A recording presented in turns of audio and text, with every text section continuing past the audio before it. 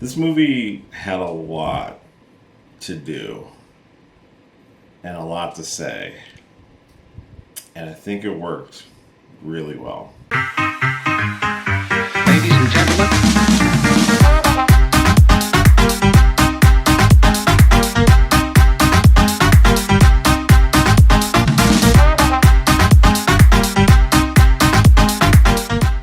Hey, what's going on, everybody? It's your boy Will, and this is going to be my non-spoiler review for Black Panther: Wakanda Forever.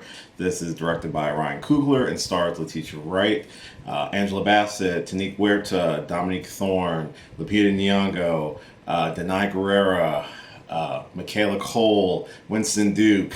I've got people up here on the side. I'm trying to look at Florence Kasumba, Martin Freeman, and so many wonderful, wonderful actors and actresses in this sequel to Black Panther.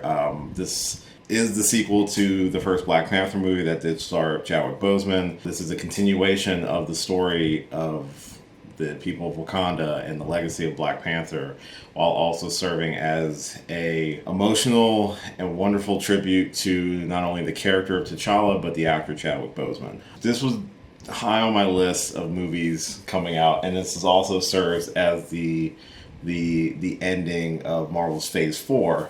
So this movie is in the wake of the death of King T'Challa, and it focuses on not only the people, most notably Princess Shuri, played by Letitia Wright, and Queen Ramonda, played by Angela Bassett, and how they're moving forward after the death of their loved one, but also dealing with the brewing conflict with Talokan and its leader, Namor, played by Tanique Huerta. So first things first about this movie. This is going to be non-spoiler. I have not decided yet if I'm doing a spoiler review, but let me know in the comments if you want to see a spoiler review. Most likely I would have already recorded it at that point. But this will be a non-spoiler review, just giving my overall thoughts and feelings about the movie, and the things that I really thought stood out about this movie, and my hopes for the future of the character and the world, and to see what's next. Trust me, this is going to be non-spoiler as best as humanly possible, and we'll kind of go from there. But before I do talk about the movie, I just want to say thanks for checking out this video. If this happens to be your first time, my name is Will, and I'm a big old gay geek. I do geeky stuff on the internet, talk about movies and other sort of properties, usually all wrapped around geekiness. If that's your bag and you're interested from a geeky bear's perspective, why not subscribe to the channel? I'd love to get to know you, and I hope you enjoy this video. So, to start off, my overall feelings about the movie is that it's wonderfully done. It balances so many different plates all at the same time, like a lot of movies do. But this one in particular does it really beautifully, because not only is it acknowledging the death of the actor who brought a beloved character to life, and who meant a lot to fans and people and co-workers and co-stars alike. The movie does a great job of honoring that actor as well as the character. And that is one of the driving things about this movie, is dealing with trauma and how people deal with grief in the wake of losing someone that you love. Letitia Wright portraying Shuri, I really liked her performance in the first movie. In this movie, she definitely steps up, being the primary protagonist of the movie, and a lot of the story does revolve around her learning to deal with her grief over losing her brother in a healthy manner, which is one of the driving forces of the story of the movie. I think her performance was really well done. I will admit that I feel like it definitely got overshadowed a little bit, mainly because of the presence and the power of Angela Bassett as Queen Ramonda.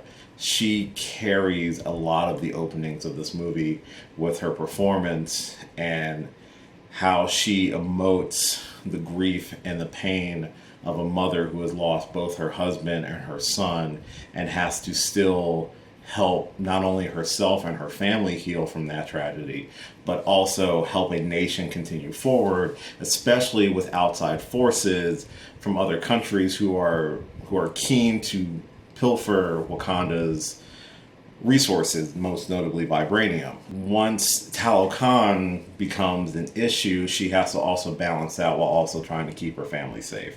If she does not get a supporting actor nomination or something, I will be shocked, because her delivery of her lines, just the emotion, the emoting that she does, the raw emotion that Angela Bassett displays in this movie is really, really powerful. This is an emotional movie. It's not only the characters but the actors who are expressing their emotion, their feelings, and how they're coping with the loss of the character and of their friend.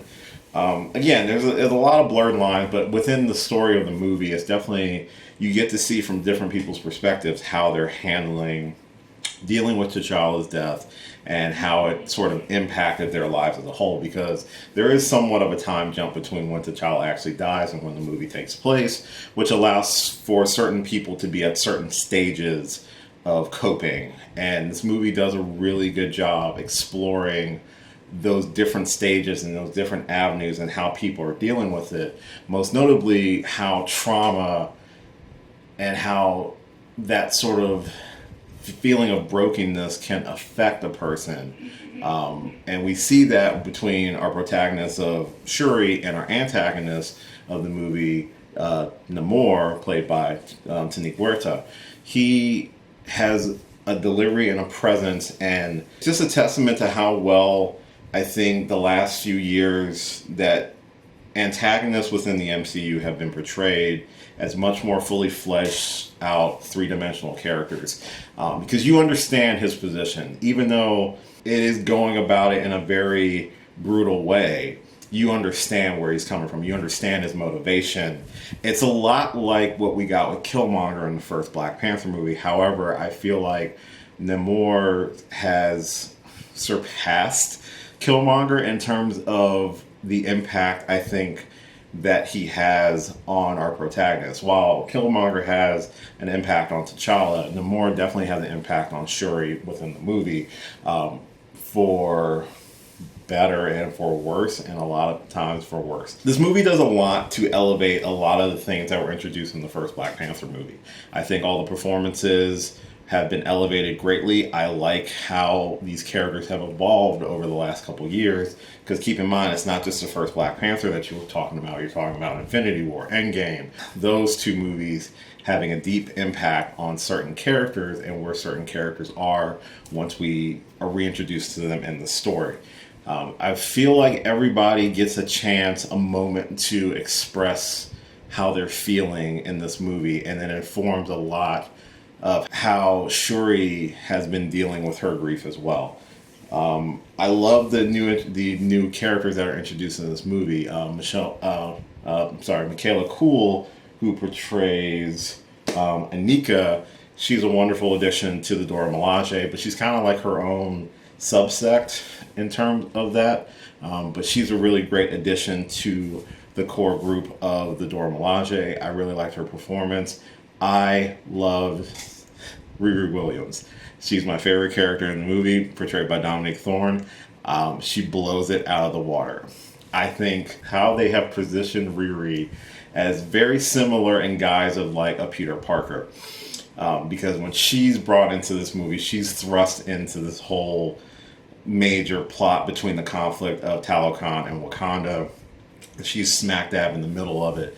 And she also has to deal with trauma in a particular way, because she is still dealing with the long-term effects of losing her father, who was a big inspiration into her interest in technology and building and stuff like that. And it's these different people's perspectives and relationships are definitely important for Shuri, who is the one kind of dealing with the loss of T'Challa the hardest. She's the one who's having the hardest time coping with the loss of her brother. And the movie's journey for her to get to a place of healing is beautiful. It is really well done. I really struggle to think of anything really wrong with the movie. Again, when I was preparing to see this movie, I already kind of had it in my head a little bit that this was going to be a different type of movie. It wasn't yes, it is still a Marvel movie. Yes, it still continues to expand the world of the MCU. We get our introduction to Talokan, which is our interpretation of what Atlantis was. And I think it's a wonderful change to the character and to the mythos of what Atlantis was in the comics, converting it to Talokan, having its origin steeped in Mesoamerican culture is it's a beautiful change, and it works really well. It's not just about the conflict and the fighting. There's a different way that they find a resolution to the situation. There's still fighting, there's still combat, and there's still action in this movie, and it all looks wonderful. The costume design is really well done in this movie too. I like a lot of the new designs of the character suits and outfits. Not super sold on the new design for the Black Panther suit. It's a little more ornate than I personally like, but that's just a personal touch. But it does work with the person who is donning and who takes the mantle of Black Panther in this movie, which again, I don't want to spoil it here, but you can kind of guess who it is. But I'll talk about it more in a spoiler review if I get to that point. It's so well done. And then there's quiet moments in this movie that speak louder than any combat in the movie, any fight sequence in the movie. The moments where the characters are just sitting with their thoughts and remembering T'Challa and how much of an impact that he had on the people and how people are still grieving him and finding a way to move forward. It's beautifully done, and it serves as a wonderful tribute to the actor and the character. I did get emotional in the movie. There is a mid-credit scene that I just kind of bawled. Not bawled, but it was emotional. It was emotional. I kept it mostly glassy-eyed through most of the movie, but once I hit that mid-credit scene, it just kind of like, like just so much emotion. And that kind of stemmed, and this is why I think this movie works well as the conclusion of Phase 4. It's like Phase 4 to me has been about two things: how to persevere through grief and trauma, and also identity. Who are you? Like, who are you meant to be? Who are you destined to become? Or who are you in general? Identity plays a big part in Phase 4, as well as trauma and overcoming that trauma and not allowing the trauma to define you one way or another. Even beyond multiversal stuff, like those have been the themes of Phase 4, at least my interpretation of the themes of Phase 4. So having this movie be the linchpin or the conclusion of Phase 4, it makes so much sense. And I think it did exactly what it was meant to do. It continued the story of Wakanda in the wake of so much has happened in the MCU, as well as the wake of the death of their king, the death of a brother, the death of a son, and the introduction of a new powerful kingdom in Talokan, complex antagonists and Namor, and the teases of where that character is going, the introduction of a new, extremely fun character in Riri Williams, who is getting her own Disney Plus series, and I'm so hyped for, and most notably serving as a beautiful and wonderful tribute to Chadwick Boseman as just a wonderful person who was taken way too soon. And I think the movie handles it exceptionally well. Is this my favorite movie of Phase 4? It's in the top 3 of movies in Phase 4. It damn sure is probably number 1. I haven't ranked any of the MCU movies in a while, but I would say this is definitely top 10. I think it does expand on what the first movie did, and still was able to stand alone as its own thing while paying homage to so many different elements from the character, from all the movies that they've been in. It pays homage to those things while also building on new relationships. The relationship of Shuri and M'Baku in the movie, I think, is a really great partnership that is going to serve both characters very well.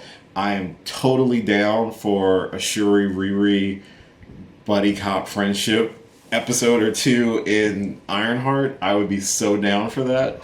And seeing where Namor goes, especially with the introduction of the Fantastic Four and that character's history with them in the comics, I'm curious to see if there's some crossover that's going to happen with that movie when that drops as well. But overall, this is probably the best movie of Phase 4. It's a wonderful tribute. It's a fantastic continuation of the world of Wakanda, and it continues the legacy of the Black Panther in, I think, a very respectful and meaningful way. I highly recommend checking out Black Panther Wakanda Forever, and it's an emotional journey. It's an emotional movie. So if you get emotional in movies, you might want to bring some tissues. I'm not lying. Bring some tissues. So there you have it. That's my non-spoiler review for Black Panther Wakanda Forever. Let me know your thoughts in the comments down below. Try to keep it non-spoiler. I will let you know if I do a spoiler review. Just subscribe to the channel is the easiest way that you'll know that I do a spoiler review. But I'm going to try to get this review out pretty damn soon because I highly recommend people go see the movie. So thank you so much for checking out this and all my videos. I really do appreciate it. Again, if you're new to the channel and you enjoyed this video, subscribe. I'd really appreciate it. Follow me on a lot of different social media platforms listed at the end of this video. I do have a ton of videos on the channel right now that you're more than welcome to check out. Like, share, subscribe, all that fun stuff. And as always, until next time, Wakanda Forever. Rest in peace, Chadwick Boseman, and I'll catch you later. Hey, thanks for watching this video. If you did like this video, why not give me a thumbs up and share it with your friends? You can subscribe to the channel by clicking on my gorgeous little face right over there. You can follow me on all the various social media platforms right below. And last but certainly not least, if you've got a few extra minutes, why not check out one of the lovely videos floating right over here. Later.